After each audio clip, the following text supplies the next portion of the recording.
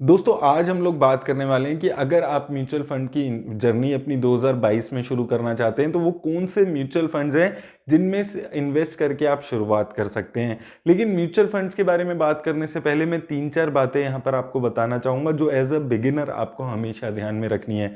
सबसे पहली चीज़ दोस्तों, अगर आप म्यूचुअल फंड्स में इन्वेस्ट कर रहे हैं तो हो सकता है आप पिछले सालों की रिटर्न्स ज़रूर देख रहे होंगे।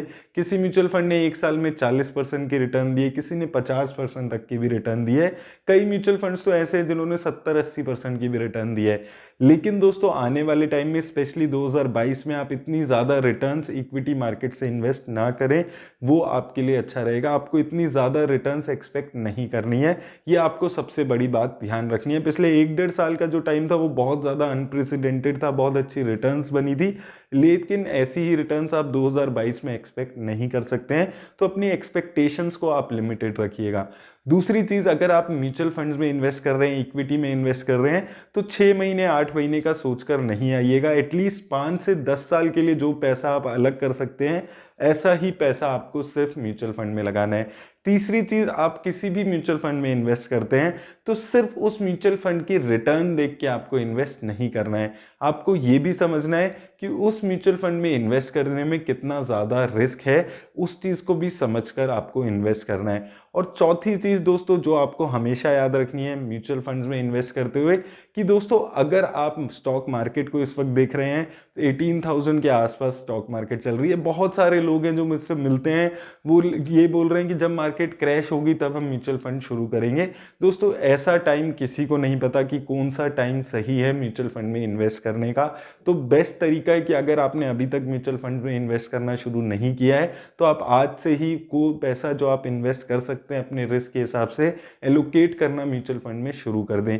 मार्केट को टाइम करने की या मार्केट के क्रैश की वेट करने की ज़रूरत नहीं है, ये इस चीज़ का आप ज़रूर ख्याल रखें।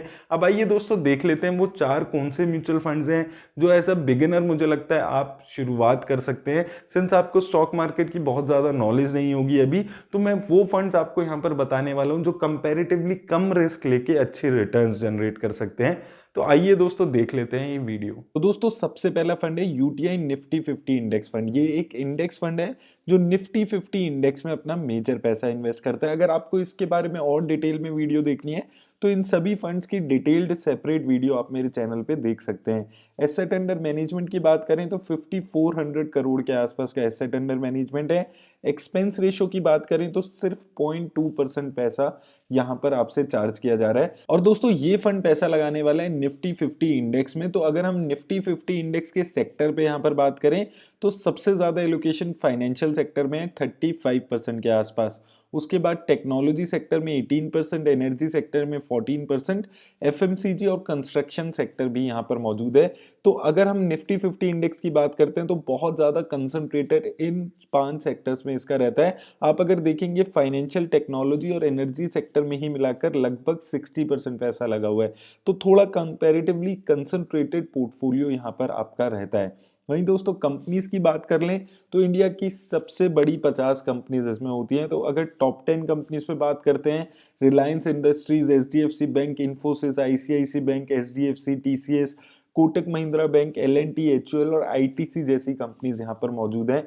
तो सारी ही काफ़ी बड़ी कंपनीज हैं। और अगर आप टॉप 10 कंपनीज देखेंगे तो 50-60% पैसा इन टॉप 10 कंपनीज में लगा हुआ है। तो इन कंपनीज के चलने ना चलने पे काफ़ी ज़्यादा डिपेंड करता है निफ्टी 50 इंडेक्स का परफॉर्मेंस। वहीं दोस्तों अगर आप एसआईपी इन्वेस्टमेंट पे रिटर्न पे यहाँ पर बात करते हैं तो अगर आपने 1000 रुपये पर मंथ से इस फंड में एसआईपी कराई होती तो 5 सालों में आपकी 60,000 की लागत इस फंड ने 97,000 के आसपास बना दी है। 19% के आसपास की रिटर्न आपको इस फंड ने जनरेट करके दी है 5 सालों में। अगर आप बात करते हैं 3 सालों में देखेंगे 36,000 की लागत आपकी 52,000 के आसपास बना दी है। तो दोस्तों अगर आप अपना म्यूचुअल फंड की जर्नी शुरू कर रहे हैं, स्टॉक मार्केट में पैसा लगाना चाहते हैं, तो निफ्टी 50 इंडेक्स फंड एक ऐसा फंड है जो एक बिगिनर के लिए, चाहे उसका रिस्क प्रोफाइल कैसा भी हो, एक अच्छी ऑप्शन रहती है। तो ये एक फंड है जो मुझे लगता है आप अपने पोर्टफोलियो में ऐड कर सकते हैं। दूसरा फंड भी दोस्तों एक इंडेक्स फंड है जो मैं यहाँ पर आपको बताने वाला हूँ।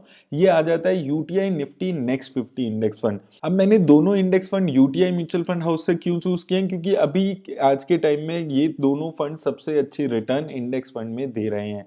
तो दोस्तों ये भी एक लार्ज कैप इंडेक्स फंड है। अब देखिए दोस्तों, टोटल जितनी भी कंपनीज होती हैं तो टॉप की 100 कंपनीज को हम लार्ज कैप कंपनीज बोलते हैं स्टॉक मार्केट में।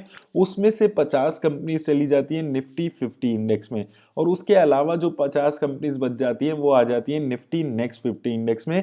तो ये फंड भी आपका जो मेजर पैसा है वो लार्ज कैप कंपनीज में ही लगाता है, और ये भी एक इंडेक्स फंड है।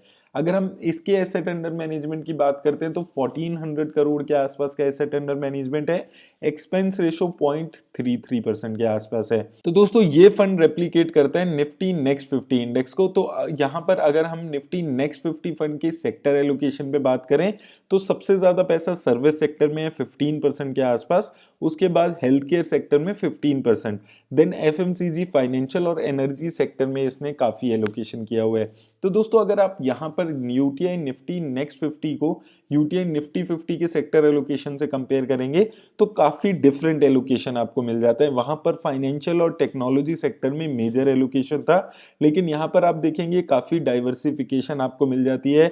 Service, health care, FMCG sector जैसे यहाँ पर सेक्टर आपको दिख रहे हैं। तो अगर आप इन दोनों फंड्स को अपने पोर्टफोलियो में ऐड करते हैं तो आपके पास 100 अच्छी बड़ी कंपनीज आ जाएंगी, और अलग अलग काफी सारे सेक्टर्स आपके पोर्टफोलियो में आ जाते हैं।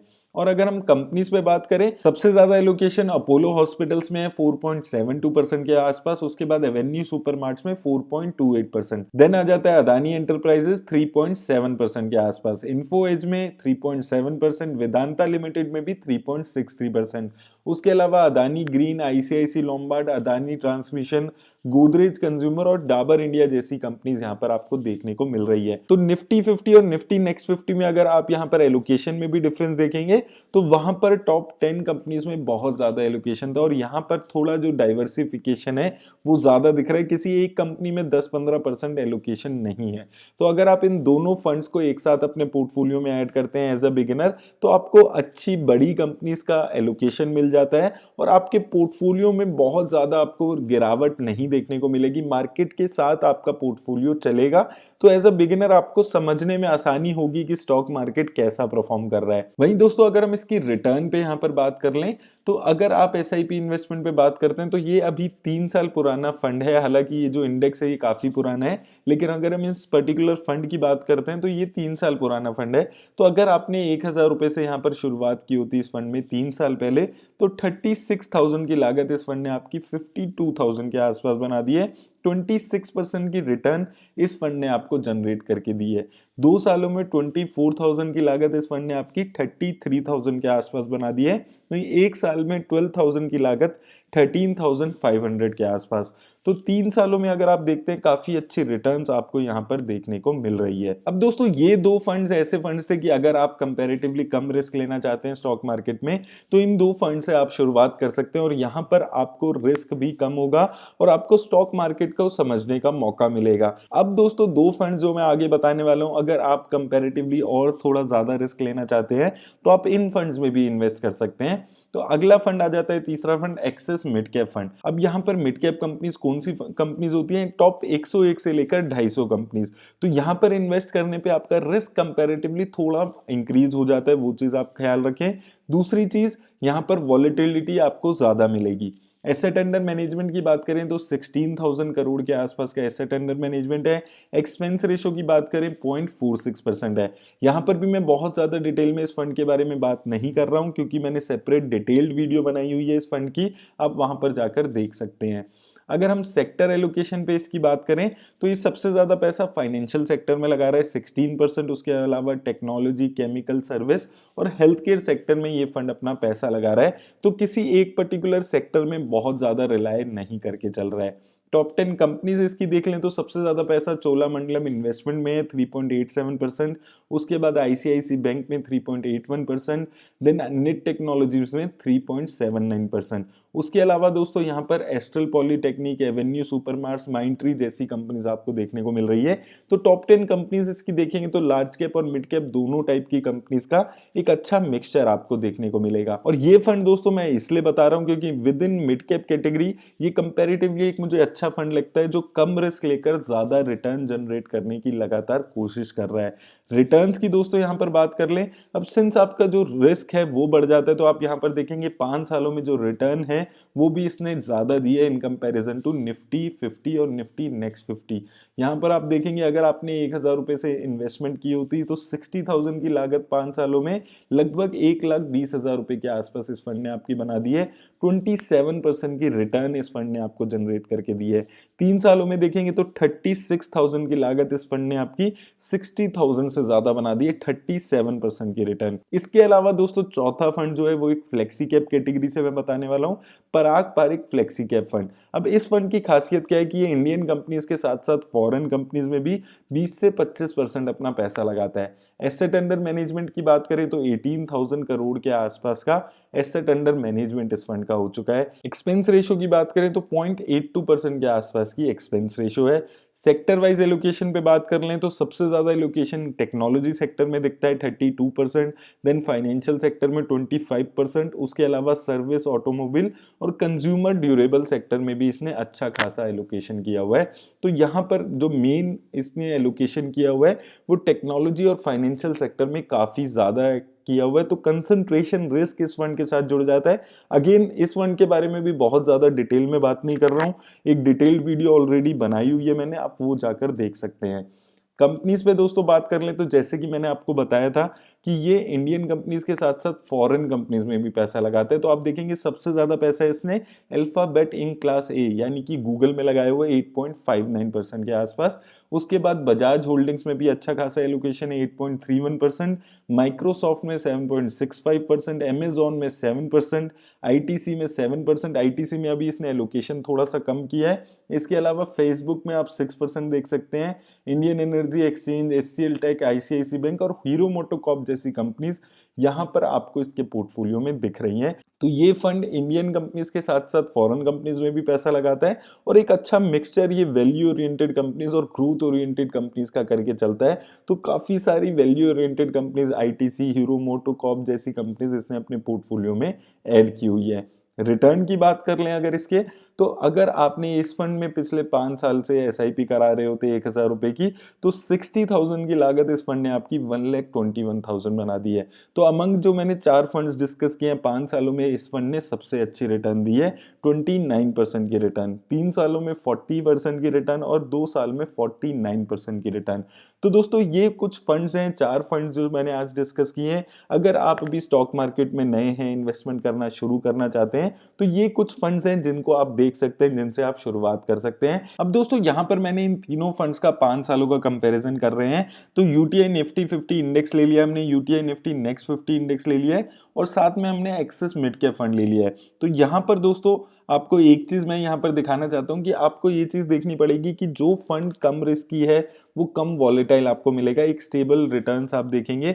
जैसे कि अगर आप यहां पर देखेंगे तो यूटीआई निफ्टी 50 फंड जो है वो कंपैरेटिवली ज्यादा स्टेबल फंड यहां पर दिखता है। वहीं axis mid cap fund since ये रिस्क ज्यादा ले रहा है, इसने रिटर्न भी अच्छी दी है, लेकिन यहां पर वॉलेटिलिटी भी आपको ज्यादा देखने को मिलेगी।